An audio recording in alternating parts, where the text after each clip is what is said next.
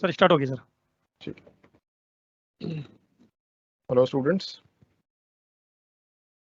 my name is Furqan Faruqi and I'm going to be teaching you environmental studies, environmental science. So there are still 5 minutes to the time of the class, so we'll start at 3:30 only. Until then, I am going to open the Q&A section for you guys so that you can ask any questions that if you have. So I see there are 33 students right now who have joined the class so far. So if any one of you have any questions until then, you can ask.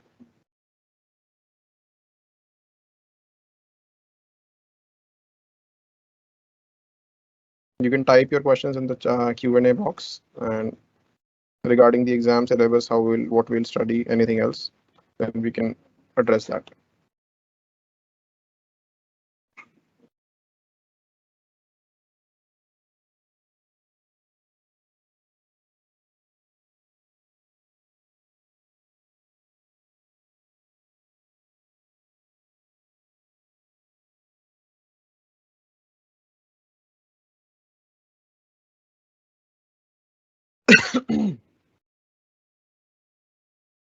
Good afternoon, Muskan.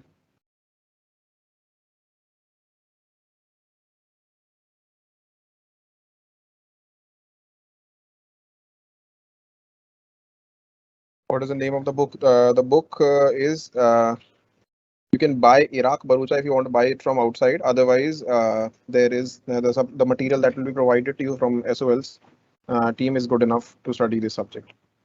कोई book आपको बाहर से खरीदने की वैसे ज़रूरत नहीं है, लेकिन अगर आप SOL का बुक अभी आपको नहीं मिली है या आपको सिलेबस कलेक्ट करने में या बुक्स कलेक्ट करने में प्रॉब्लम हो रही है, तो तब तक के लिए आप इराक बरूचा खरीद सकते हैं। मैं एक लिख देता हूँ नाम यहाँ पे, Erach Bharucha. This is the name of the author, environmental studies की बुक है। इस नाम से आप सर्च करोगे इराक बरूचा एनवायरमेंटल साइंसेस, तो आपको बुक मिल जाएगी। ये बुक में बेसिकली जो भी आपका सिलेबस है वो कवर हो रहा है। सिलेबस आप डाउनलोड कर सकते हो। There are in total 7 units, out of which 4 or 5 4 will be taught by me and rest will be taught by another teacher. First 4 will be taught by me. Exam online होंगे offline? यार अभी तो most likely online ही होंगे, but you never really know. अभी आपके exam में 4-5 महीने का टाइम है। अगर दिल्ली यूनिवर्सिटी तब तक अनाउंसमेंट कर देती है, you should prepare for offline. आपको उससे कोई मतलब नहीं होना चाहिए, आप एग्जाम के लिए प्रिपेयर करो प्रॉपर्ली। एग्जाम ऑनलाइन होंगे या ऑफलाइन जाओगे, अगर आपकी प्रिपरेशन ठीक है तो आप दे सकते हो कहीं पे भी। अगर आप किसी डिफरेंट सिटी के अंदर बैठे हो तो कोई दिक्कत है नहीं, वो तो आपको एग्जाम तो अटेंड कर ही सकते हो। आपकी सिटी में ही आपका सेंटर पड़ता है वैसे भी। बुक लक्ष्य मैंने बता दिया आपको, इराक बरूचा, आप देख लो अनाउंसमेंट में। Good afternoon. ऑफलाइन क्लासेस कब स्टार्ट होंगी? यार इस सेमेस्टर तो नहीं हो रही है, तो let's see, we are hoping कि हो जाए। हम भी टीचर्स भी कोशिश कर रहे हैं कि हो जाए, लेट्स सी। क्योंकि SOL compare to regular colleges, SOL के अंदर बहुत ज़्यादा स्टूडेंट्स होते हैं, तो उसको मैनेज करना बहुत मुश्किल है। तो अब एकदम से ऑफलाइन को ऑनलाइन को ऑफलाइन लाने में भी थोड़ा वक्त लगेगा। तो hopefully from next semester offline होगा, but I can't really comment on that, क्योंकि मैं SOL, I am a teacher, not the academic, I mean not the clerical or official staff of SOL. So they will be able to answer that more accurately. Yes, you can use Iraq Barucha book, but you don't really have to. The material that is being provided by SOL is good enough for the subject. But if you don't have that book right now, you can go for Iraq Barucha. Should I focus more on CA or BCom? You should ask that question to your accounts or economics teacher. I'm probably not the right person to answer this.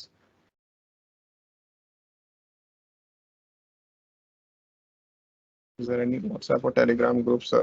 See, I can't create any Telegram or WhatsApp group. Any of you can create that group, and then you can add me to that group if you want. But I will share all the PPTs here in the classroom only. Whatever, जैसे मैं आज जो topic पढ़ाऊंगा इस chapter की PPT next class में मैं इसी चैट बॉक्स के अंदर शेयर कर दूंगा in the form of one drive या गूगल ड्राइव के लिंक की फॉर्म में। वन ड्राइव लिंक के फॉर्म में आपको PPT यहाँ शेयर कर दूंगा मैं इसी चैट बॉक्स के अंदर। उसके बाद आप अपनी PPT को आप जैसे चाहे डिस्ट्रीब्यूट करो अमंग ईच अदर, वो आपकी मर्जी है। आप अपने आप को एक ग्रुप बनाना चाहते हैं तो बना लें। ऑफिशियली कोई ग्रुप नहीं है SOL की तरफ से, यही आपका टीम्स में जो भी आपको कम्युनिकेशन करना है वो आप कर सकते हो। Why you're not showing your face? I think I am showing my face. Are you not able to see my face? My camera is on. How much time will it take to complete the course? See, I have 8 classes with you. Another teacher also has similar 7 classes or 8 classes with you. So in total, I think 15 classes, which will span over almost 2 or 2.5 months. Make a Google Classroom for EVS and postcode. See, I cannot make any classroom or any group. I'm officially not allowed to do that, but you can do that. I will share all my PPTs, everything that I teach in this chat box only. Or you can also text me. I mean, text me as in message me on the Teams app itself. I will share that. So anonymous, you can make a group since you seem the most active. Last time बोला था offline हो गई है, offline regular colleges की हुई है, SOL की अभी ऑफलाइन नहीं हुई है most likely.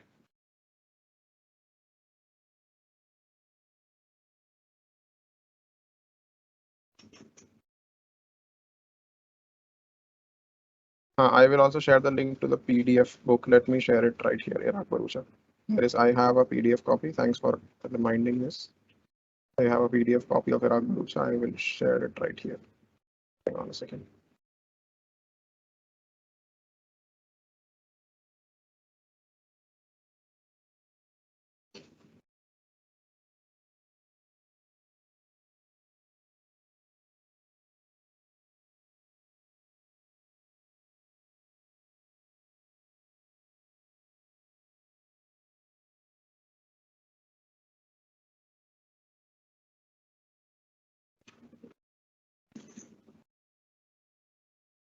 Just give me one moment. I am sharing the link.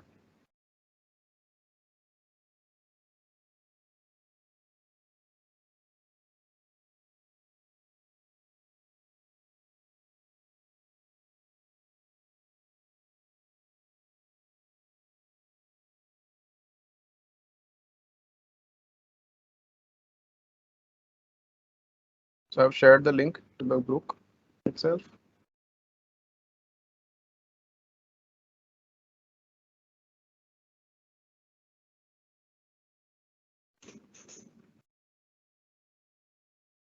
Exam most likely online ही होंगे, बट अगर कोई चेंज होता है तो आपको बता दिया जाएगा. अगर आपकी क्लासेस ऑनलाइन हो रही हैं तो एग्जाम भी ऑनलाइन ही होंगे मोस्ट लाइकली.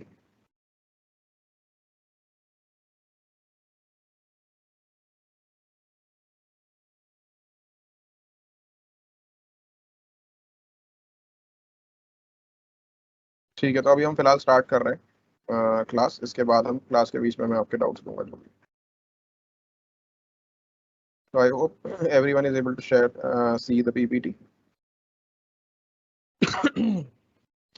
तो जो चैप्टर हम स्टार्ट करने वाले हैं आज वो है multi disciplinary nature. This is the first topic, first chapter, first unit of your syllabus, multi disciplinary nature of environmental science.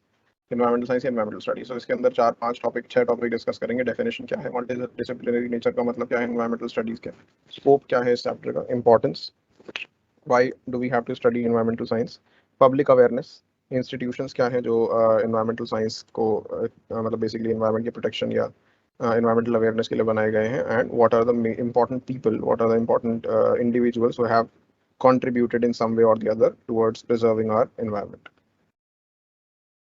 तो फर्स्ट स्लाइड है डेफिनेशन. तो environmental studies is multi disciplinary. Multi disciplinary का मतलब है कि इसके अंदर बहुत सारे अलग अलग broad understanding of multiple disciplines are required. What multiple disciplines? Life sciences जिसके अंदर बायोलॉजी, हेल्थ, एंथ्रोपोलॉजी आ जाएगा. Earth sciences, geography, chemistry, physics आ जाएगा. Applied sciences, engineering, statistics, computer sciences. social sciences जिसके अंदर economics, philosophy, history, physical, geography. So everything, knowledge from every different field is necessary to understand or study environmental sciences. Environment को protect करने के लिए, क्योंकि environment is a part of everything. ठीक है, तो उसको प्रोटेक्ट करने के लिए, उसकी कंजर्वेशन के लिए, उसको समझने के लिए हमें डिफरेंट फील्ड्स की जरूरत है. ठीक है, सबसे पहले जो हमारा एनवायरमेंटल इश्यूज है कि प्रॉब्लम क्या है, हमें क्या करने की जरूरत है, क्या करने की जरूरत है, उससे पहले तो हमें ये पता लगाने की जरूरत है ना कि प्रॉब्लम क्या है. तो understanding the issue, to understand the issue we require life sciences and earth sciences. ठीक है, then to design a solution for that issue we need applied sciences including physics, chemistry, biology, and then to physics, chemistry, engineering, statistics, computer sciences. These are all that we require to design a solution. And then implementation, to implement those solutions, we need social sciences, we need economics to implement that solution. We need to do cost analysis. Business, we need accounting, we need economics. And to if there is a message that needs to be conveyed, we need philosophy, we need history, we need physical geography. So these are all the disciplines that we will need to understand and preserve our environment. All right, so what is the scope? Understanding the landscape. The first thing is understanding the landscape. We have to understand what is happening around the world. Okay, what is our environment exactly? So what are forest dwellers? What are rural communities? What are urban communities? These are the three communities into which the human population basically has been divided. Forest dwellers, the people who are living in the forest. So they are most affected by deforestation, reallocation due to minings or dams.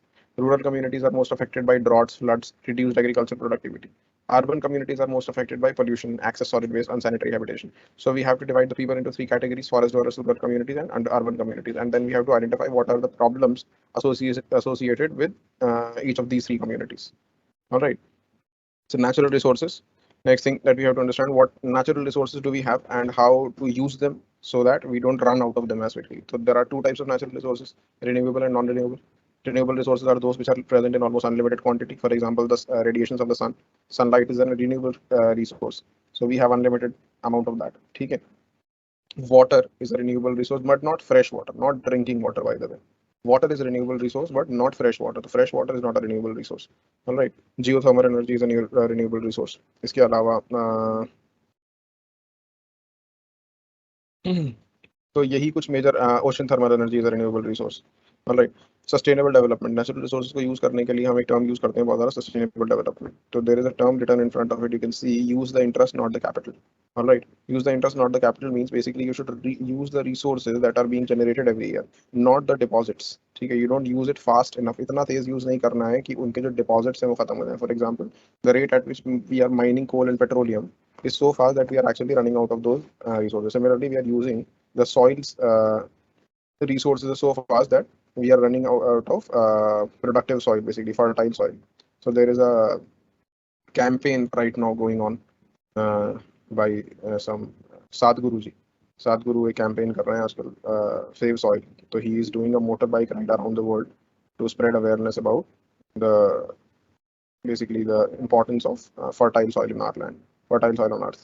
It's a great campaign. It's a good campaign, but उनके उसमें कुछ थोड़ी बहुत criticism भी मिल रहा है because he himself has built his ashram on some land and doing so he has destroyed a large amount of fertile land basically. तो वो खैर अलग चीज़ है, that's a political aspect. But the thing that he's doing, where he's spreading awareness about the uh, conservation of fertile soil, that is very important. Anyway, so individual role and responsibility that we have to understand key. Each of us has a role in preserving our environment.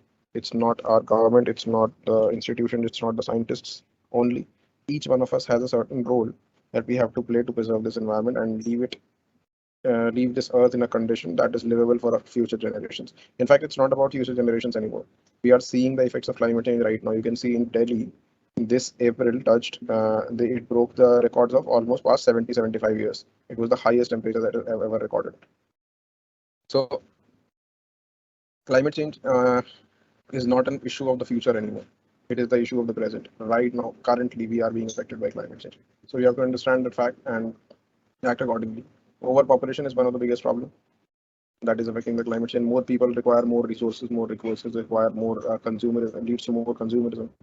So, sorry, more people lead to more consumerism, and more consumerism lead to exploitation of resources. So जितना लोग population बढ़ेगी उतना ही resources की हमारी अर्थ की एक चीज होती है, पढ़ोगे इकोलॉजी जब मैं पढ़ाऊंगा आपको यूनिट आगे, एक चीज पढ़ोगे कैरिंग कैपेसिटी. तो कैरिंग कैपेसिटी क्या है? कैरिंग कैपेसिटी का मतलब है जैसे गाड़ी है, एक 5 सीटर कार है, उसमें 5 लोग बैठ सकते हैं. उसके अंदर अगर आप 6 लोग या 7 लोग बैठा दोगे तो वो कार क्या हो जाएगी, वो ठीक से चलेगी नहीं. हालांकि आप सोचो कि 6 लोग 7 लोग बैठा के भी कार चलती है, लेकिन ऑब्वियसली उसकी फ्यूल एफिशिएंसी घट जाएगी ना. उसके अंदर ज्यादा लोग बैठे हुए हैं और जो लोग ऑलरेडी बैठे हुए हैं वो अनकंफर्टेबल होंगे. ठीक है, तो same is happening with earth. Earth की एक सर्टेन एक पर्टिकुलर अर्थ या फिर एक पर्टिकुलर एरिया की कैपेसिटी है, कैरिंग कैपेसिटी है कि इतने रिसोर्सेज उसके अंदर हैं कि वहाँ पर 10 लाख लोगों की पॉपुलेशन जी सकती है. अब वहाँ 50 लाख लोग हो जाएंगे तो ऑब्वियसली वहाँ के रिसोर्सेज को ड्विंडल करेंगे. अब दिल्ली जैसी जगह के अंदर वाटर शॉर्टेज क्यों होता है? क्योंकि Delhi can not support such a large population. ठीक है. उसके बाद दिल्ली की कंडीशन, अगर आप दिल्ली की ज्योग्राफिकल लोकेशन देखो, there are prevailing winds from Rajasthan towards Delhi. हम कहते हैं दिल्ली में पोल्यूशन है, पोल्यूशन है. मैं आपको बता दूं कि दिल्ली के अंदर अगर आज हम सारी गाड़ियां शट डाउन कर दें, सारी इंडस्ट्री शट डाउन कर दें, जितनी भी पोल्यूशन करने वाली चीज़ें मैन मेड है वो शट डाउन कर दें, उसके बावजूद भी दिल्ली जो है वो कम्प्लीटली उतनी क्लीन एयर दिल्ली की नहीं होगी जितनी किसी पहाड़ों पे किसी अच्छी जगह की होगी, जैसे मान लो हिमाचल की होगी या फिर उत्तराखंड में किसी अच्छी शांत जगह में एयर होगी। क्यों? क्योंकि दिल्ली के अंदर नेचुरली राजस्थान की तरफ से विंड्स चल रही है, हवा चल रही है, जिससे थोड़ा बारीक जो डस्ट होती है बेसिकली सैंड होता है वो उड़कर दिल्ली में कॉन्टिन्यूसली आता रहता है। तो पार्टिकुलेट मैटर दिल्ली के अंदर हमेशा से हाई रहा है। इसी वजह से जब दिल्ली के अंदर ब्रिटिश कॉलोनियल टाइम्स थे, उस टाइम पे उन्होंने they actually to prevent this they developed a wall of forest. उन्होंने राजस्थान और दिल्ली के बीच में प्लांटेशन कराया था बहुत बड़ी, कॉन्टिन्यूस एक जंगल उठा दिया था उस लाइन के साइड पे, तो उससे ऑब्वियसली कुछ हद तक कम हो गया था, but it did not reduce completely. तो Delhi itself is going to stay polluted, but if you add more and more people to it and more cars and more industries, so the pollution will keep on increasing and it will become unlivable someday. तो modern consumerism is the problem. एक तो सिर्फ over population अकेली नहीं है, population जो है बढ़ती रहती है अगर इस रेट पे भी, and we were living in a lifestyle that was there 50 years ago or 100 years ago, or even if we were not living that lifestyle, with our modern we did not increase consumerism. What is consumerism? Consumerism is basically consumption of more resources than you need. ठीक है, for example buying 10 clothes if you need 5। अगर आपको हफ्ते में ज़्यादा से ज़्यादा पाँच कपड़ों की जरूरत है, लेकिन आपने 10 खरीद रखे हैं, 15 खरीद रखे हैं। आपके घर में एक गाड़ी की जरूरत है, आपने 4 खरीद रखे हैं जस्ट टू शो ऑफ। ठीक है, आप एक 2 BHK अपार्टमेंट में रहते हैं लेकिन आपने 5 BHK ले रखा है। ठीक, तो ये क्या है? कंज्यूमरिज्म। आपको जरूरत नहीं है उस चीज़ की, जस्ट टू शो ऑफ और just for fun, just to feel good, you have basically bought things that you don't need. ठीक है, you change your phone just because a new model of iPhone has arrived. Your phone is perfectly fine, but you are throwing it away and creating electronic waste basically. ठीक है, you are throwing away a good pair of jeans just because you are bored with it. You are throwing away a good t-shirt because just because you are bored with it. You are buying 10 t-shirts every season just because you don't want to repeat your clothes. So that is consumerism. That is creating a major problem. I'll give you context. I personally work on wastewater, wastewater released from textile industries. So in my research, when I was collecting samples and surveying these textile industries, I found that when I went to one of those textile industry and I asked him how this process works and all that, he told me to dye one cotton t-shirt. ठीक है, dye करने के लिए, I'm not saying to manufacture. Manufacture is whole another process. Just to dye one cotton t-shirt, it takes approximately 25 liters of water. So one cotton t-shirt takes 25 liters of water, and then add 20 liters more to it while the cloth is being manufactured. So your one cotton t-shirt is basically using approximately 50 to 60 liters of water just to manufacture. So that is the amount of water that it is wasted. Anyway, comparatively, polyester is much more environmental friendly in terms of, because it has a longer life cycle first of all, and it does not use as much water. It does not get dirty as soon as cotton. So cotton, polyester or the mixed, basically synthetic fabric is much more environmental friendly than cotton. But in Delhi, obviously, it is not possible to wear synthetic clothes in this summer at least. That is a problem. But to combat modern consumerism, what can we do? We can reuse. We can first reduce. Actually, it should be first reduce and then reuse. So first we have to reduce our consumerism. We have to buy less clothes, less gadgets, less cars, travel less if we don't have to, use public transport. We have to basically reduce our consumerism. Secondly, we can reuse things. Okay, if there are things that can be used again in some other way, we should reuse that. Instead of throwing away your clothes in the garbage, or if you do that, you should give it to someone who needs it, so it can be reused. You should reuse plastic bottles if you buy them. You could put plants in them. There are a lot of things. Or give it to a recycling near you. You see, the best plastic to recycle is the PET bottle plastic. So if you ever buy PET bottle plastic, you should give it to someone who's collecting PET bottles. If you see some guy, you all probably see some people collecting in carrying these bories. ये जो कूड़ा उठाने वाले बच्चे होते हैं ना, इनको अगर आप आस-पास कोई दिख रहा है तो इनका काम आसान कर दो। अगर कभी आपके पास बॉटल है प्लास्टिक की, PET बॉटल्स हैं, जो पानी की बॉटल से, कोल्ड ड्रिंक की बॉटल्स होती हैं, you should give it to them. क्योंकि यही एक प्लास्टिक है जो सबसे इफेक्टिवली रिसाइकल हो जाता है और जो अच्छे से हो रहा है। बाकी प्लास्टिक से इतने ढंग से रिसाइकल हो नहीं पाते, तो आधे से ज़्यादा तो फेंक दिए जाते हैं वैसे। लेकिन ये बहुत अच्छा होता है। अब ये प्लास्टिक अगर आप मिक्स कर देते हो ना दूसरी चीज़ों के साथ, तो उनके लिए कलेक्ट करना मुश्किल हो जाता है, और ये वाला plastic also ends up in landfills. ठीक है, तो रिड्यूस, रीयूज एंड रिसाइकिल। इसके बाद what is the importance of studying environmental sciences? Why are we studying this subject? तो आप बीकॉम के स्टूडेंट हो, आपको क्यों पढ़ाया जा रहा है एनवायरमेंटल साइंस? आप सोचोगे हमें तो कुछ करना ही नहीं है इसका, हम क्यों पढ़ रहे हैं भाई? ठीक है, तो पहला इन्वायरमेंट जो है वो अल्टीमेट सोर्स है सारे के सारे रॉ मटेरियल्स। हर चीज़ का रॉ, हर चीज़ आपकी किसकी वजह से आ रही है? एनवायरमेंट की वजह से। आप पानी पी रहे हो, खाना खा रहे हो, पेट्रोल यूज कर रहे हो, everything. Clean air that you breathing, that you take for granted, आप सोचते हो कि यार ये तो ठीक है ना, ये तो है ही अवेलेबल, बट इतना इजीली अवेलेबल नहीं है ना, you have to work for it. या क्लीन वाटर आपके घर में आ रहा है, you don't even think before wasting a glass of water और just keeping the tap open while you are washing your hands. और it's not that simple. If you run out of water, कभी आपके घर में पानी गया ही होगा, सबने कभी ना कभी फेस किया कि पानी नहीं आया एक दिन घर में, तो सोचो आप कितनी परेशानी हो जाती है। बट हम भूल जाते हैं क्योंकि अगले दिन पानी आ जाता है। ठीक है, लेकिन कंडीशन खराब होती जा रही है और फिर we don't take any action, we don't start, each of us start preserving. तो ये कंडीशन इतनी खराब होगी कि अगली बार 2 दिन पानी नहीं आएगा, उससे अगली बार 3 दिन नहीं, फिर 4 दिन नहीं, और फिर हफ्तों तक नहीं आएगा। ठीक है, and imagine what you will do. सोचकर आप अगर ढंग से सोचोगे ना, you will get anxiety attacks thinking about such things. These are very severe. आप सोचोगे सर एंजाइटी लेके करना क्या है, क्योंकि हम तो कुछ कर नहीं सकते इसके अंदर, आप कर सकते हैं। ठीक है, each of you waste several litres of water every day, each of you. ठीक है, आप टॉयलेट फ्लश कर रहे हो, ठीक है, आप पार्शली फ्लश कर दो उससे completely, if you not don't need it. अगर आप हैंड वॉश कर रहे हो तो you see if you are leaving the tap open while you are washing your hands. ठीक है, शावर के अंदर आप कितनी देर शावर के नीचे खड़े होते हो? आपको एक्चुअली जरूरत है उतनी देर शावर के नीचे खड़ी होने की, या नहाते वक्त उतना पानी वेस्ट करने की?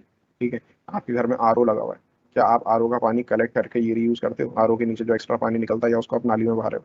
ठीक है, अगर बाहर हो तो you should collect it, put a bucket under it and use that water somewhere else. Washroom में यूज कर लो, सफाई करने के लिए यूज कर लो, धुलाई करने के लिए यूज कर लो। If there are plants in your house, तो अपने गार्डनर से या किसी से पूछ लो कि कोई प्लांट जो है वो अगर सॉल्ट टॉलरेंट प्लांट है थोड़ा, तो प्लांट्स के अंदर भी उस पानी को डाल सकते हो आप, जो आरओ के नीचे पानी आता है। It is very clean, you can bathe with it, नहा सकते हो आप उस पानी से। अगर आपके घर में खारा पानी आता है ऑब्वियसली, तो फिर उससे नहीं नहाओगे, लेकिन अगर फ्रेश वाटर आ रहा है तो आरओ का जो कलेक्टेड पानी है वो खराब पानी नहीं है वो। ठीक है, it might just have a little bit higher salinity. ठीक है, वो भी तब होगी जब आपके घर में बहुत खारा पानी आता है, otherwise you can even wash our with it, it's not a problem. ठीक है, तो be careful of how much water you are wasting, because natural resources are limited and we will run out of them one sooner than later. So environment necessary है. Without conserving the limited natural resources, maintaining the quality of the environment, all life support and system would collapse. Loss of quality in all spheres of environment will affect and different sections of the society differently depending on social divide. अच्छा ये भी है कि environment जब damage होता है ना, तो सोसाइटी के डिफरेंट सेक्शन डिफरेंटली इफेक्ट होते हैं। यानी कि जो rich are actually the ones who are damaging the environment more. आप सोचो अगर कौन ज्यादा रिसोर्सेज यूज कर रहा है, किसके घर में 5 या 10 बेडरूम्स हैं, किसके पास 4 गाड़ियां हैं। ठीक है, अगर उसके घर में 5 या 10 बेडरूम्स हैं तो उसकी सफाई करने के लिए वो पानी भी ज्यादा यूज कर रहा है। ठीक है, कौन शावर के अंदर टब यूज कर रहा है। ठीक है, किसकी गाड़ियों से फॉसिल फ्यूल से कौन एयर पोल्यूशन कॉज कर रहा है बाई ड्राइविंग 4 कार्स। ठीक है, कौन फ्यूल ज़्यादा बर्न कर रहा है, तो ज़्यादा रिसोर्सेज वो यूज़ कर रहे हैं, यानी कि एनवायरनमेंट को ज़्यादा डैमेज वो कर रहे हैं। लेकिन एनवायरनमेंट पे जब डैमेज होता है उसकी वजह से जो भी प्रॉब्लम्स होती हैं, जो भी आपदाएं आती हैं, बेसिकली जितने भी नेचुरल डिजास्टर्स होते हैं, उनसे इफेक्ट कौन होता है सबसे ज़्यादा? The people who are poor, who are not actually responsible for the things that are happening, who are most likely at least least responsible, not responsible नहीं कहेंगे तो at least least responsible for the things that are happening to our environment, because they don't have any shelter, they don't have houses big enough to shelter them. अगर पानी की shortage होती है तो उनके घर के पास इतनी बड़ी बड़ी टैंक्स नहीं है कि वो 4 दिन का वाटर स्टोर करके रख सकते हैं, but the people who are rich they have that kind of leverage और they can buy that water simply. ठीक है, अगर पानी की शॉर्टेज होगी तो वो क्या करेंगे, ज़्यादा से ज़्यादा बहुत मजबूरी हो जाएगी तो क्या करेंगे, ये पैकेज्ड वाटर यूज कर लेंगे घर में नहाने के लिए, because they are rich enough to use that, but people who are poor can't do that. ठीक है, अब ये एयर कंडीशन एक्सेस यूज करने की वजह से अब आप घर में एयर कंडीशन चला रहे हो। ठीक है, if you are continuously running it at 16 degree Celsius और 18 degree Celsius, that is extremely poor practice. That is bad for your health. First of all, it is bad for your health. You should not run your air condition below 23 degrees Celsius. 23 degrees Celsius is the ideal condition to run an air condition. If you're running it below that, you are ruining your health and you are definitely ruining the environment. Because to maintain 23 degrees Celsius in Delhi's environment, Delhi's temperature, your air condition has to run continuously. It does not cut away. And then you keep opening your doors and windows in between, then itself. So that air conditioner is releasing so much heat into the Delhi. Think about the poor people who are running outside on the roads doing their jobs, and your air conditions hot air is actually blowing on their faces. Not directly, but this is what creating the more and more air conditioners being planted into each home, the hotter and hotter the environment is getting. So think before you turn on your AC, and just leave it on even if you don't need it, and running it on 18 degrees Celsius or 20 degrees Celsius for all day. So why do we require public awareness? I think I have already answered this question by telling you all those things. There are several things that everyone is doing now. Okay, to reduce waste, that is being created, increased vigilance towards defaulters, strong public opinion about pro or anti-environmental policies, stronger participation with NGOs to clean up projects, improved participation in local waste management initiatives, rainwater harvesting systems, plantation drives, change in consumer behavior leading to more investment in environmentally safe products, more investment in green technology in other sectors. So that is why we need to tell public what is happening in the environment so that we can achieve all these goals. So there are several national level institutions that are actually helping conserve our environment. A few of those are these: Zoological Survey of India, Kolkata. So basically, this particular organization is listing all the animals, all the fauna, basically flora and fauna. You must have flora is the uh, plants that are present in a particular environment. Fauna is the animals. So Zoological Survey of India is basically listing all the animals that are present in Indian environment. And similar is the Botanical Survey of India, that is listing the plants basically, that are various kinds of plants, or the variety or the diversity of plants that are in India. Bombay Natural History Society, the Natural History Society is also listing, basically it is helping conserve forests and wildlife. World Wide Foundation for Nature. So this is one organization. Center for Science and Environment, CSE. CPR Environmental Education Center, Center for Environmental Education, Bharatiya Vidyapeeth. So all these organizations have more or less similar goals. Salim Ali Center for Ornithology and Natural History, Coimbatore.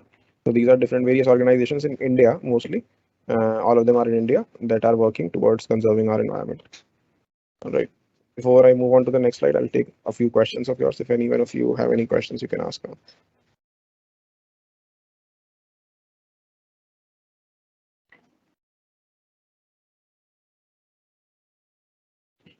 अच्छा, fourth and six semester की offline class conduct करी है, तो आपकी भी classes hopefully next semester से online हो जाएंगी। अब कोशिश कर रहे हैं। देखो देखो, इसलिए मैंने पहले भी बोला कि एसओएल के अंदर number of students is way higher compare to online, I mean regular colleges. तो यहाँ पे मैनेज करना थोड़ा सा मुश्किल होता है। ठीक है, एसओएल के लिए मैनेज करना इतने सारे स्टूडेंट्स को थोड़ा सा मुश्किल होता है। तो it will take some time for it to, जब ये ऑफलाइन से ऑनलाइन हुआ था मोड, तब भी बहुत मुश्किल हुई थी ये सब कुछ करने में ऑर्गेनाइज, और अब ऑनलाइन से ऑफलाइन जाना और भी मुश्किल है। ठीक है, तो धीरे धीरे करके होगा।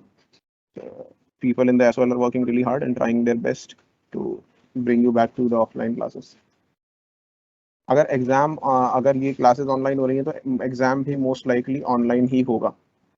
ठीक है, I am not sure though, please don't take my word as a record, और the SOL authorities will only decide whether an exam will be online or offline, but seems like it will be online mostly. Suggest a book. I have already suggested, Sanju, I have posted it in the announcement. Iraq Barucha is the name of the book. I have also shared the link to download that book. I am applying it to you as well in the personal chat. This is the book. You can download it from this link.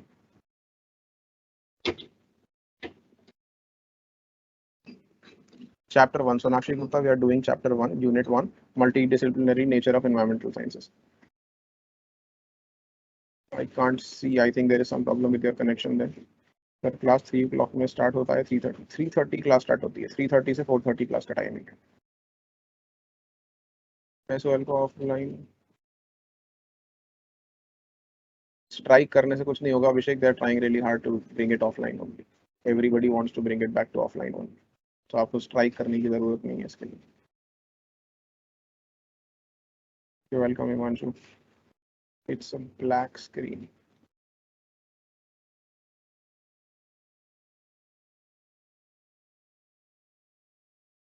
Picture clear नहीं है, black screen है। अगर एक minute,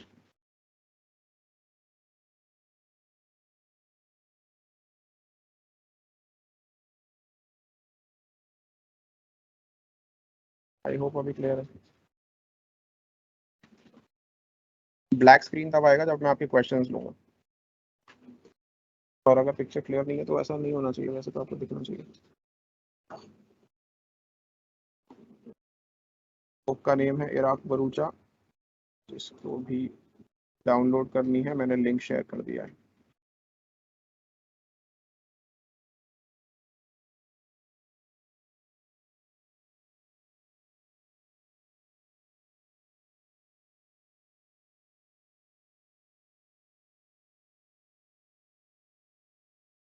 ठीक है, मैं हिंदी में switch करने की कोशिश सिलेबस एक्सप्लेन करना है। सिलेबस देखो ऐसा है कि आपके कुछ in total,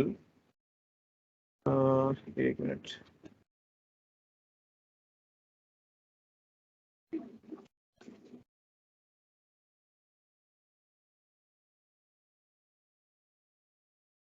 there are 7 units in total, out of which I will be teaching the first 4, and the rest of the 3 will be taught by some other teacher. And we will finish the entire thing in 2 months approximately. Book मैंने already post कर दी है।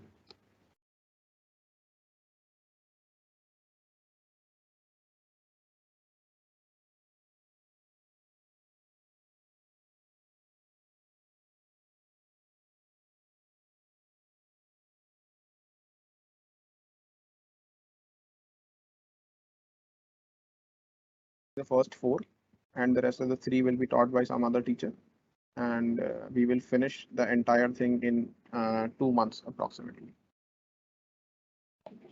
Book मैंने already post कर दी है।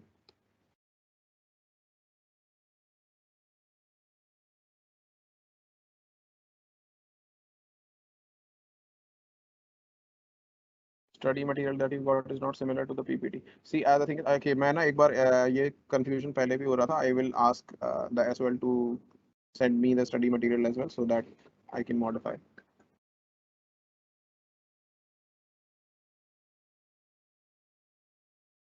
Speak louder. Okay. टीना, मेरे पास कोई व्हाट्सएप ग्रुप का लिंक नहीं है। जिसने इस व्हाट्सएप ग्रुप बनाया है वो शेयर कर सकता है प्लीज यहाँ पे लिंक। स्वाति, मैंने एक्सप्लेन कर दिया syllabus already, I think. I hope you understood.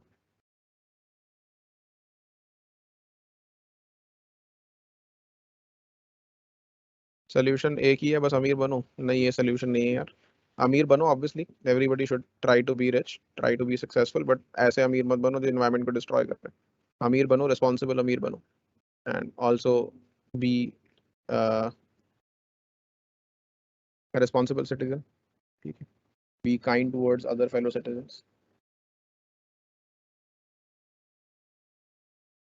Exam date will be announced as soon as the syllabus is over. It will be after 1 or 2 weeks of the syllabus. So it most likely, it's right now it's May, तो आपके exam जुलाई first week में होने चाहिए approximately.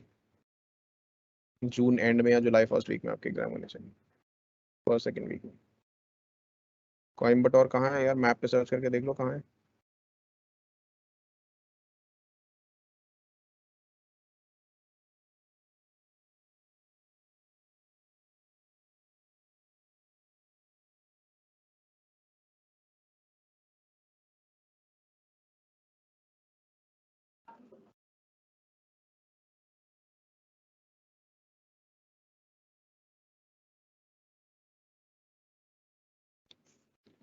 Time table में क्या show हो रहा है यार? ये एसओएल में एक बार बात कीजिए, मुझे इस बारे में नहीं पता कि आपके टाइम टेबल में क्या शो हो रहा है। स्टडी सब्जेक्ट को लेकर दिया गया।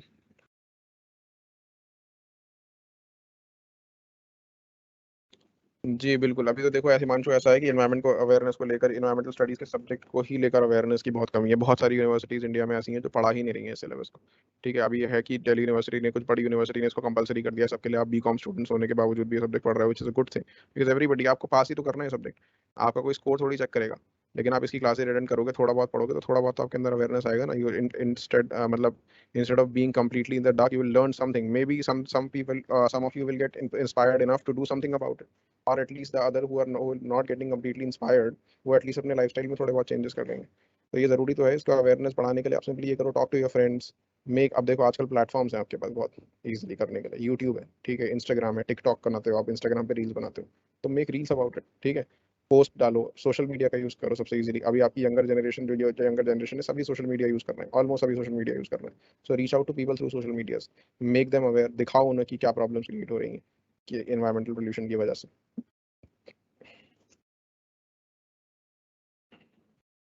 बुक नंबर 1 में होगा ये।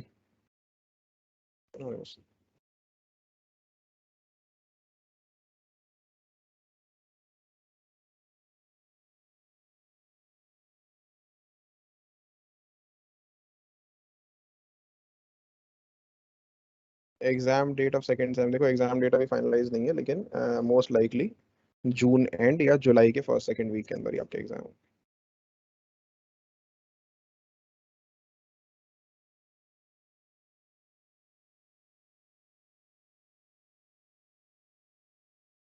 श्रुति, आपने अगर इंग्लिश में चूज किया है तो इंग्लिश में ही लिखिए। देखिए मोस्ट लाइकली ओबीई एग्जाम होगा, ओपन बुक एग्जामिनेशन। तो इंग्लिश में चूज किया है तो बेटर है इंग्लिश में ही लिखो। बट हाँ, अगर आप हिंदी में लिखना चाहो तो एक बार एसओएल में ये कंफर्म कर लेना whether you can write it in Hindi और नॉट। आई डोंट नो इसका प्रोविजन क्या है।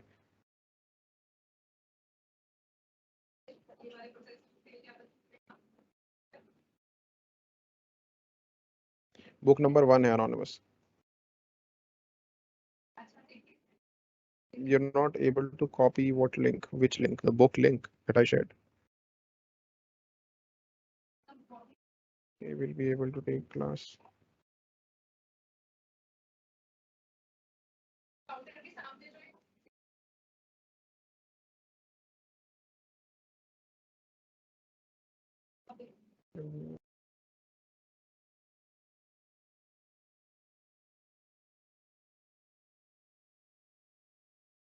See, study material is not so different from PPT. That you're teaching is multidisciplinary nature of environment. तो PPT के अंदर एग्जैक्ट हेडिंग्स नहीं डली होंगी ना। जो आपके सिलेबस में लिखा है उसी को डिफरेंट तरीके से पढ़ाया जा रहा है। It's the same thing. अगर आप पढ़ोगे उसे डिटेल में तो आप हेडिंग्स क्यों मैच कर रहे हो? जो पीपीटी में हेडिंग्स हैं वो आपके उसके हेडिंग से मैच कर रही है। चैप्टर है multidisciplinary nature of environment. Multidisciplinary nature of environment के अंदर और कुछ भी हो सकता है लिखा हुआ, साथ में ये डिफरेंट तरीके से लिखा हो सकता है कि एसओएल बुक के अंदर।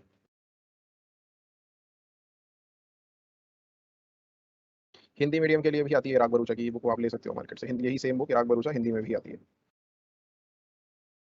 बुक नंबर 1 है।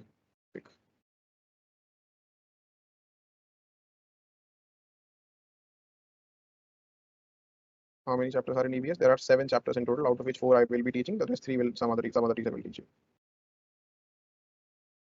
यार जुलाई के अंदर है मोस्ट लाइकली एग्जाम आपके। देखो बाकी अब कंफर्म मेरा सिलेबस के हिसाब से बता रहा हूँ मैं, क्योंकि मेरा जो इन्वायरमेंट साइंस का सिलेबस है वो मोस्ट लाइकली जून में खत्म हो जाएगा, जून जुलाई फर्स्ट वीक के अंदर। तो तभी आपके एग्जाम होने चाहिए जुलाई के अंदर। But I am not sure, हो सकता है अगस्त में। Is there is some internet issue?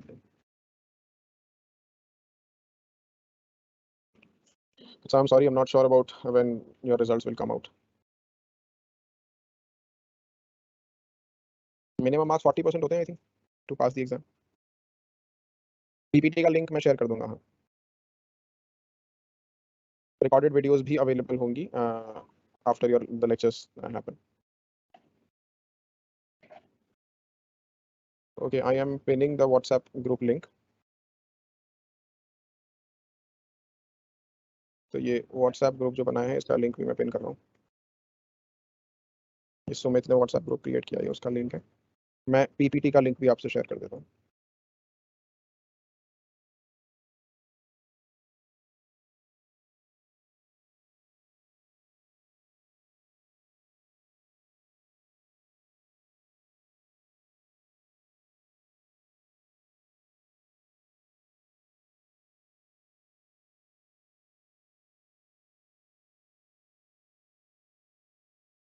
ये जो लिंक भेजा है ये प्रेजेंटेशन का है, जो मैं आज आपको प्रेजेंटेशन दिखा रहा हूँ।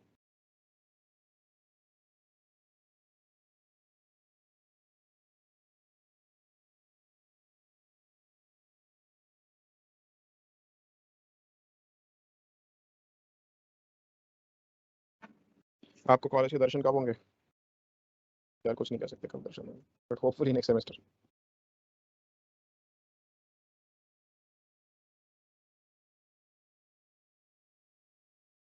अगस्त में होंगे एग्जाम।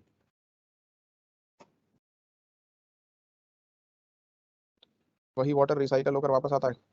तो रिसाइकलिंग के अंदर जितनी एनर्जी खर्च होती है उससे भी तो एनवायरमेंट पोल्यूट हो रहा है। आपको पता है वाटर रिसाइकल कैसे होता है? वेस्ट वाटर को क्लीन करने के अंदर कितनी एनर्जी लगती है, और उसकी वजह से उस पोल्यूटेड वाटर से आपकी रिवर्स कितनी डैमेज हो रही है। और वेस्ट वाटर, सारा वाटर रिसाइकल होकर वापस नहीं आता, बहुत सारा ओशन के अंदर भी जाता है। ग्लोबल टेम्परेचर बढ़ेगा तो रिवर्स ड्राई होंगी, और जब वो जाके ऊपर जाएगा आसमान में, वो सारा का सारा पानी वापस रिवर्स में नहीं गिरेगा। Some of it will fall into the ocean and that water will not be drinkable anymore. So the fresh water can actually reduce. It's not like ये कंप्लीटली रिसाइकल होकर वापस सारा का सारा आ ही रहा है। अगर ग्लोबल टेम्परेचर बढ़ेंगे तो सारा सारा पानी वापस नहीं आएगा। यस, रिकॉर्डेड वीडियोस अवेलेबल होंगी।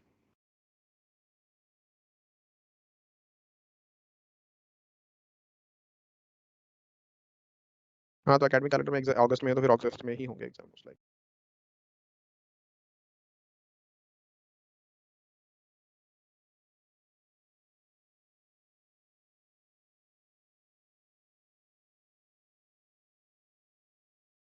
अच्छा सॉरी, ये लिंक था, ये बुक का नहीं था।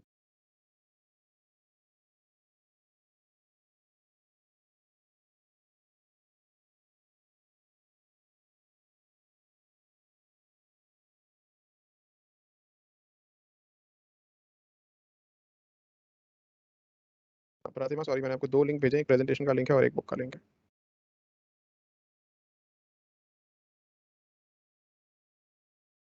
प्रीति अभी कुछ फाइनल नहीं है, अगस्त में अगर है तो अगस्त में ही होंगे, डेट अभी फाइनलाइज नहीं है एग्जाम की। बहुत बढ़िया हिमांशु, अगर आपको इंटरेस्टिंग लगा that means I was successful at teaching you well enough, thank you.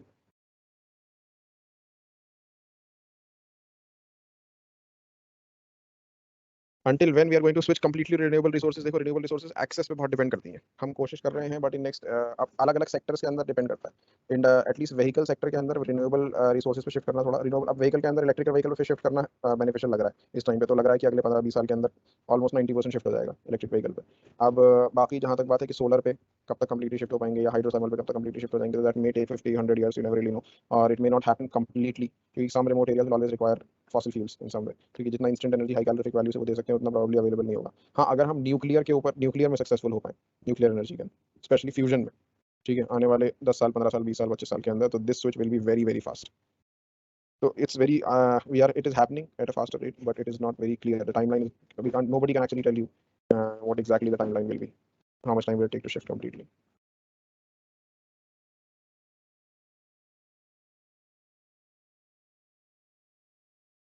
तो मैं आपके पर्सनल चैट के अंदर मैं रिप्लाई कर रहा हूँ, book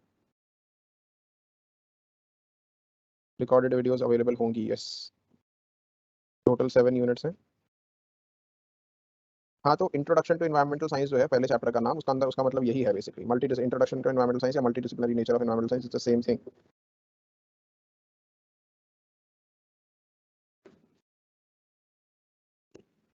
yes Hemant, first unit पढ़ रहे हैं आज।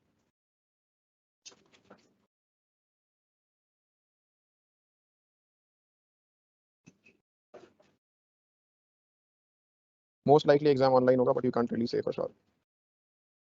ऑनलाइन। आप टीम्स पे ही मैसेज कर सकते हो, इसी के ऊपर आपके चैट के लिए आपको टीचर्स के से कांटेक्ट करने के लिए भी चैट बॉक्स मिलेंगे, टीम्स पर ही अपनी टीम्स की आईडी पर लॉगिन करो, you can message the teachers on the Teams app itself, I will be able to see all of your messages. और बाकी ये क्यूएनए सेक्शन तो है ही क्लास का, क्लास अटेंड करो और इसके अंदर भी आप पूछ सकते हो।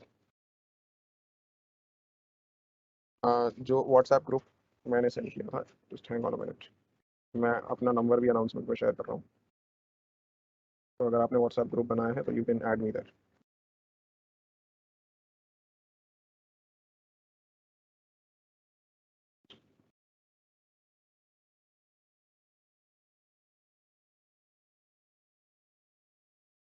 तो this is my phone number. अच्छा, अब लास्ट 10 मिनट के अंदर थोड़ा सा कुछ सेक्शन है to study the personalities that various people.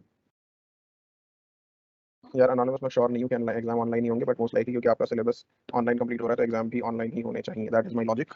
But ऐसी इस बार रिकॉर्डेड वीडियोस हर बार अवेलेबल होती हैं, इस बार भी होंगी। Yes it is easy.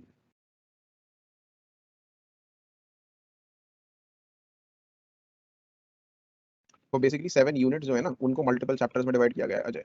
तो हम बेसिकली 7 यूनिट्स को फर्दर स्मॉल चैप्टर यूनिट्स के अंदर डिवाइड कर दिया गया, इस वजह से आपकी फर्स्ट बुक में 9 चैप्टर्स हैं एंड देन सेकंड बुक में 2 चैप्टर्स हैं, ठीक है। अच्छा, ये जो है मैं होपफुली नेक्स्ट क्लास के अंदर I will see the book my self कि वो चेंज हुई एक्चुअली कुछ थोड़ी सी, तो मैं देखता हूँ एक बार आपके सिलेबस में, क्योंकि मेरे पास भी एक्सेस नहीं था उस बुक का, मुझे बस सिलेबस सेंड किया गया था। तो मैं एक बार देख के आपसे फिर डिस्कस करता हूँ कि आपको उस बुक में किस मतलब उस बुक के हिसाब से हम अपनी पीपीटीज को थोड़ा सा मॉडिफाई करके डिस्कस करेंगे।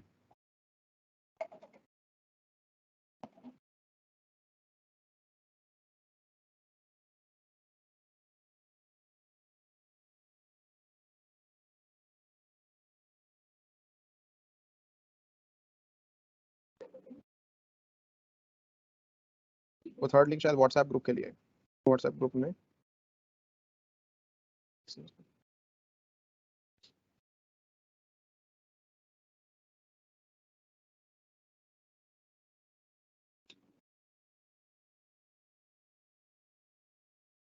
क्लास बस 10 मिनट में, 3:30 to 4:30 क्लास है। अभी मैं बाकी ये देख लेता हूँ। हम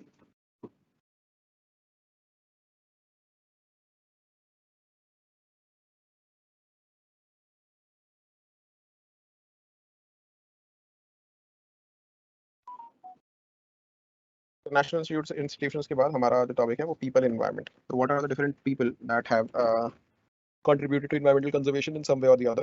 First one is the Charles Darwin. He wrote a book called Origin of Species and Theory. He gave the theory of evolution. You all have studied about him in class 10th science. Charles Darwin, who gave the theory of evolution. Basically, he gave the idea that how the various organisms have evolved, and how the climate, how the surrounding environment shapes the evolution. किस तरीके से surrounding environment change होने की वजह से different species evolve होती हैं। ठीक है, तो एनवायरनमेंट चाहे पॉजिटिव वे में चेंज हो रहा हो, चाहे नेगेटिव, चाहे न्यूट्रल वे में चेंज हो रहा हो, it will lead to some evolution, it will lead to death of some species and the birth of some new ones. ठीक है, अगर ज़्यादा वर्स वे में खराब होगा, it will only lead to death of some species, it will not result in the birth of any species. उसके बाद Ralph Emergence, he spoke about the dangers of commerce of the environment. तो dangers of commerce of the environment का मतलब क्या है? Environmental resources जो है, जैसे basically जो wild animals हैं या wild I mean जो ऐसी प्लांट स्पीशीज हैं, रेयर प्लांट स्पीशीज हैं, तो उनके ट्रेड या उनके बिजनेस से क्या प्रॉब्लम हो सकती है, क्योंकि वो चीज़ें फिर ओवर एक्सप्लॉइट होनी शुरू हो जाएंगी। उसके बाद हेनरी थॉरो ने बताया था, he spoke about the preservation of wilderness. John mayor, इनके बारे में अगर आप डिटेल में पढ़ना चाहते हैं तो किसी का भी नाम सर्च करके आप डिटेल में पढ़ सकते हैं। ये save the great ancient secure trees in the California from Sierra club. तो इसने इन्होंने एक इन्वायरमेंटल मूवमेंट स्टार्ट किया था जिससे सेक्वा ट्रीज जो हैं कैलिफोर्निया में उनको प्रिजर्व किया था। उसके बाद Aldo लेपोल्ड, he designed the early policies on wilderness and conservation of wildlife management in 1980s। ठीक है, एंड रेचल कार्सन, इनका काफ़ी डिस्कशन आता है एनवायरमेंटल साइंस की बुक में, इनके बारे में लिखने के लिए आपके एग्जाम में भी क्वेश्चन आ सकता है। Rachel Carson was a female scientist who wrote the book called Silent Spring. So her book actually led to the ban of the pesticides in United States. She was not taken seriously, unfortunately, for being a woman. Uh, in 1960s, women scientists were not given as much importance because it was a male-dominated profession. So, but later on, her findings were found to be very important, and her book got a great recognition. Silent spring का basically मतलब ये था कि she was not able to, तो pesticides के excess use की वजह से बर्ड पॉपुलेशन डिक्लाइन होनी शुरू हो गई थी। कैसे हो गई थी इसकी डिटेल हम पढ़ेंगे आगे जाके। तो इसी को उन्होंने साइलेंट स्प्रिंग करा। स्प्रिंग के टाइम में बर्ड्स की चर्पिंग की आवाज़ बहुत ज़्यादा आती है, तो बर्ड पॉपुलेशन डिक्लाइन होने की वजह से वो चर्पिंग साउंड कम होनी शुरू हो गई थी, धीरे धीरे खत्म होनी शुरू हो गई थी। इसी की वजह से, इसी को देखते हुए बुक का नाम क्या रखा गया, साइलेंट स्प्रिंग। ये बेसिकली पेस्टिसाइड्स के ओवर यूज़ के ऊपर और उसके केमिकल डेंजर्स की ऊपर लिखी गई थी। Then there was a great ecologist, Leo Wilson. So he wrote the book called Diversity of Life. He envisioned a link between biological diversity and human survival on the earth. So इन्होंने एक link बताया कि जैसे जैसे अर्थ पे biological diversity कम होती जाएगी, human इंसानों का सर्वाइवल भी अर्थ पे मुश्किल होता जाएगा। ठीक है, फिर इसके बाद सलीम अली एक इंडियन साइंटिस्ट है जिन्होंने बुक लिखी एक इंडियन बर्ड्स के ऊपर। बुक का नाम था fall of the sparrow. Indira Gandhi, you all know, was the Indian prime minister. तो ड्यूरिंग हर टेन्योर उन्होंने क्या क्या बनाया थी, she made a network of protected areas grew from 65 to 298। तो इंदिरा गांधी के टेन्योर के टाइम पे 65 प्रोटेक्टेड एरियाज थे इंडिया में, जो 298 हो गए थे। ठीक है, wild life protection act form हुआ था। Personally chaired all the meetings of Indian board of wild life. India became a major player in CITES. CITES जो है वो बेसिकली जो इंटरनेशनल ट्रेड होता है ना वाइल्ड एनिमल्स के अंदर, यानी कि चाइना में बहुत होता है ये। कुछ एनिमल्स ऐसे हैं जिनके कुछ बॉडी पार्ट्स बहुत महंगे बिकते हैं चाइनीज में, एंशिएंट चाइनीज मेडिसिन के अंदर। या बहुत सारे कल्चर्स हैं जो एनिमल्स को मारकर उनके बॉडी पार्ट्स से, जैसे आपको पता होगा एलिफेंट के, हाथी के जो दांत होते हैं उनको बहुत इंपॉर्टेंट, उनसे बहुत सारे आर्टिफैक्ट्स बनाए जाते हैं। कुछ चाइनीज मेडिसिन के अंदर उनकी दवाइयाँ भी बनाई जाती हैं। तो एशियन कल्चर्स के अंदर जो एनिमल्स को मार करके उनके पार्ट्स से कुछ ना कुछ बनाने का बहुत ट्रेडिशन है। ठीक है, तो इस चक्कर में इंटरनेशनली एनिमल्स जो है वो ट्रेड होते हैं, इंटरनेशनल ट्रेड होती है उनकी एनिमल्स की। तो उसको कंट्रोल करने के लिए CITES बनाया गया था। ठीक है, तो इंदिरा गांधी के टाइम पे ये India became a major part of the CITES. Then SP Godrej, तो he is the owner, he is the founder of the Godrej industry, supported wild life conservation and nature awareness programs in major advocate of the wildlife in India. And Mr. M.S. Swaminathan, conservation of cultivars and wild plant biodiversity. Madhav Gadgil, he was an environmentalist, community biodiversity registers इन्होंने develop किए, conservation of sacred groves के लिए काफ़ी काम किया। Secret groups जैसे कहते हैं ऐसे फॉरेस्ट जिनको बेसिकली रिलीजियसली सीक्रेट माना जाता है। ठीक है, उनको बेसिकली क्या है, ये एक तरीका था क्योंकि अगर किसी चीज़ को आप रिलीजन से एसोसिएट कर दो तो then people take it more seriously. So sacred groups का आइडिया बेसिकली यही था कि दे डिक्लेयर्ड सम फॉरेस्ट और they made some forest as sacred so that people do not harm them. ठीक है. तो मेमेलियन इंसेक्ट्स बिहेवियर पे भी माधव गाडगिल ने काफ़ी स्टडीज़ की थी. उसके बाद MC मेहता है. He was also an known environmentalist. तो he filed several PILs to protect protection of Taj Mahal, cleaning of Ganga, banning of coastal shrimp farming, environmental education in schools and colleges. इन्होंने ही इसकी बेसिकली इसके लिए काफ़ी फाइट किया था, PILs फाइल किए थे. क्योंकि देखो 1995 के अंदर ये कोर्स इंट्रोड्यूस हुआ था एनवायरमेंटल साइंसेस, और अभी पिछले शायद कुछ 7-8 साल से ये इम्प्लीमेंट होना शुरू हुआ है सारे कॉलेज में. दिल्ली यूनिवर्सिटी के कॉलेजेस के अंदर भी ज़्यादा टाइम नहीं हुआ, लेकिन 1995 के अंदर लेजिस्लेशन पास किया था सुप्रीम कोर्ट ने कि this subject should be taught in every college. It was still not adopted for almost 10 years. It was not adopted. Then it started to happen.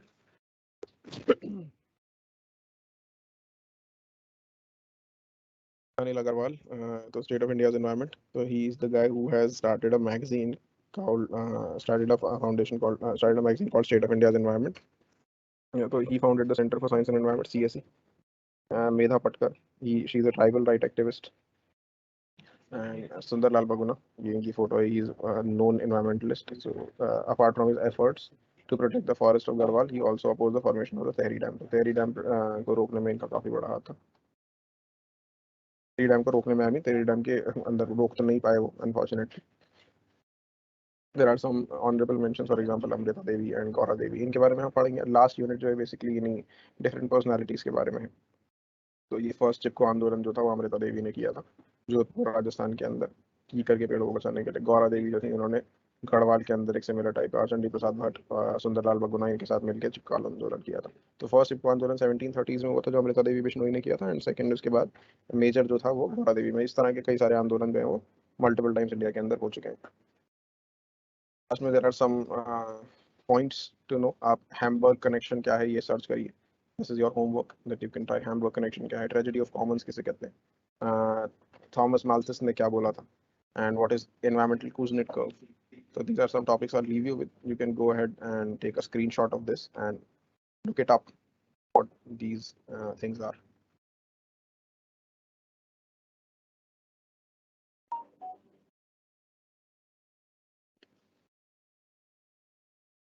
So I'll take a few more questions of you from you guys, and then we will end the session in 1 or 2 minutes. WhatsApp group full हो गया या Telegram पे group बना लो. WhatsApp group full हो गया तो already इतने सारे पार्टिसिपेंट्स हैं तो फुल तो हो ही गया होगा.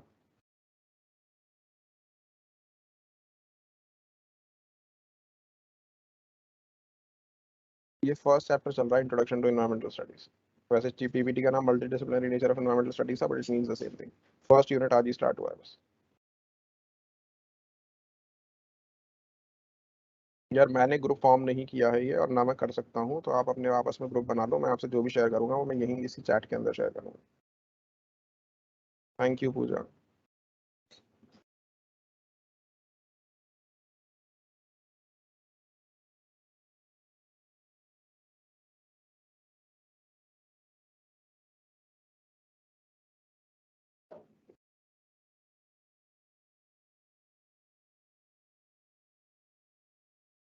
हाँ, चैप्टर नेम अजय डिफरेंट है. चैप्टर का नाम इंट्रोडक्शन टू एनवायरमेंटल स्टडीज है. मैं यहाँ पर जो पढ़ा रहा हूँ multidisciplinary nature of environmental studies है, but it means the same thing. वो सेम ही चीज़ है, सेम कंटेंट है उसके अंदर. पहले नाम कुछ और था, अभी नेम थोड़े चैप्टर के सिलेबस रिवाइज हुआ है तो चेंज हो गए. तो मैं मॉडिफाई करूंगा नेक्स्ट क्लास से. मैं देखता हूँ, आपको एक बार डिस्कस करूंगा ओवरऑल में दोनों बुक्स में आपकी क्या लिखा है. अगर आपके पास स्टडी मटेरियल मिल गया आपको तो we will discuss the study material once before we start the next class. First book में हाँ चैप्टर्स हम नेक्स्ट क्लास में डिस्कस कर लेंगे.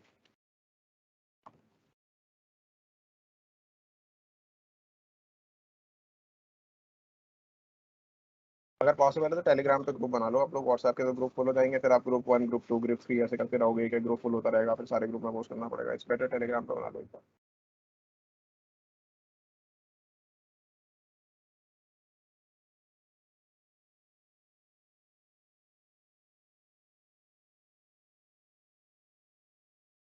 7-2 कितने मार्क्स का होगा? जितने मार्क्स का सेम 1 था उतने ही मार्क्स का होगा same 2.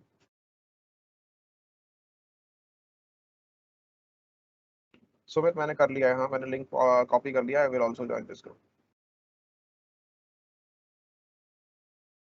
Yes, Anish, Anshika, I am also added in this group. By the way, I have posted my number as well in the pinned chat. You can text me directly if you have any important question. Please don't send good morning, good afternoon messages, or don't send any wishes on festivals. If you have questions, then only text me.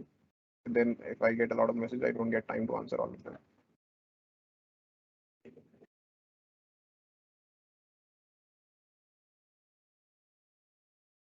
Teams पर यही जो आप खोल रहे हो ना, जो आपका टीम्स का लिंक है जिससे आप लॉग इन करते हो, इसी से आपको सभी टीचर्स को मैसेज करने का वो मिल जाएगा। आई मीन जो आपको उनकी आईडीज दिखाई दे जाएंगे and you can message them teams पर।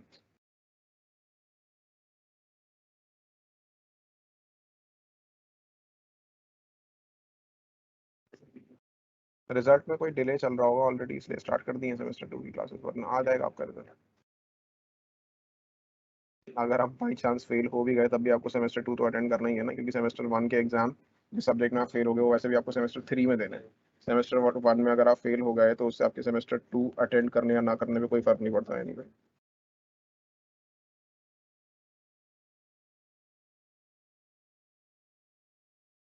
Absolutely Granth Sharma, past 10 years के एग्जाम क्वेश्चन पेपर्स पढ़ना is the best idea to prepare for any exam, not just environmental studies.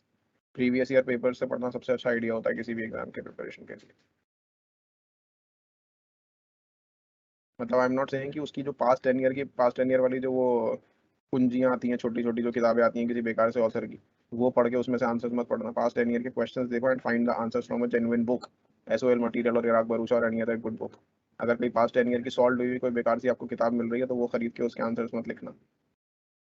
Past 10 year की बुक करने के लिए नहीं कह रहा मैं, पास्ट 10 ईयर के पेपर करने के लिए कह रहा हूँ अच्छे से। अगर कोई अच्छी बुक है जो एक्चुअली अच्छे से उसके आंसर्स को सॉल्व करके लिखती है, then go for it, match करो। अब अच्छी बुक जो है, मैं मुझे आई एम नॉट श्योर कोई ऐसी बुक आती है, अगर कोई आती है तो आप खुद भी इतने अकलमंद है कि आप अपनी जो एक्चुअल एसओएल का मटेरियल है उससे मैच करके देख सकते हैं कि उसमें आंसर्स ठीक से लिखे हुए हैं कि नहीं लिखे हुए। How is the question from this chapter, तो इस चैप्टर से general multidisciplinary nature of environmental studies क्या होता है, मोस्ट लाइकली ये क्वेश्चन बनता है, what is multidisciplinary nature of environmental studies.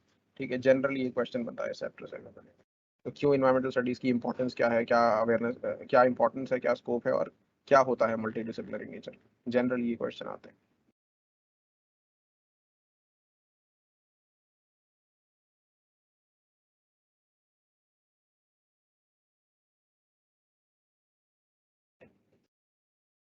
Ajay 7 units हैं, बुक में 9 चैप्टर्स हैं, 7 ओवरऑल यूनिट्स हैं, उनको मल्टीपल चैप्टर्स के अंदर डिवाइड किया गया है। आपका जो सिलेबस मॉडिफाई हो गया है उसको मैं एक बार नेक्स्ट क्लास में डिस्कस करूंगा। मतलब सिलेबस मॉडिफाई नहीं हुआ, आई मीन चैप्टर्स थोड़े से रीअरेंज हो गए। सेम मटेरियल है, सेम स्टडी मटेरियल है, सब कुछ सेम है, बस उनको डिवाइड कर दिया गया है अलग तरीके से थोड़ा सा। ठीक है, तो I will discuss that in next class. मुझे आपकी जो करंट अपडेटेड बुक है ना वो मेरे पास है नहीं, मेरे पास सिलेबस ही आया था सिर्फ अभी, तो आई विल सी कि किस तरीके से डिवाइडेड है। You don't have to worry about that.